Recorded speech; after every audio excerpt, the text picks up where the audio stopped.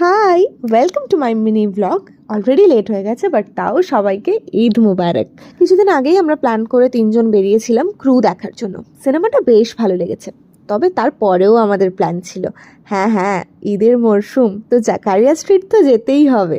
যদিও আমাদের 3জনের এটা একেবারে ফার্স্ট টাইম ছিল, তবে ফেসবুক ইনস্টাতে এত রিলস এত ভিডিও দেখেছি যে কোন কোন দোকানে কি কি খাবো সব ঠিক করা ছিল। তো গিয়েই আমরা খেয়েছিলাম চিকেন ফ্রাই, যেটা খুব ভালো ছিল খেতে। তারপরে খেয়েছিলাম চিকেন আফগানি কাবাব, ভালো ছিল তবে আগেরটা বেটার। তারপর ওখান থেকে বেরিয়ে সোজা চলে গেছিলাম হাজি আলাউদ্দিন বলে একটা মিষ্টি দোকানে। ওখান থেকে আখরোটের হালুয়া খেলাম আর খেলাম মালাই হালুয়া, যেগুলো ছিল টু গুড। আবার পাশের গলিতে দেখতে পেলাম সেই ফেমাস মোহাব্বতের শরবত, ট্রাই করলাম বাট ভালো লাগেনি।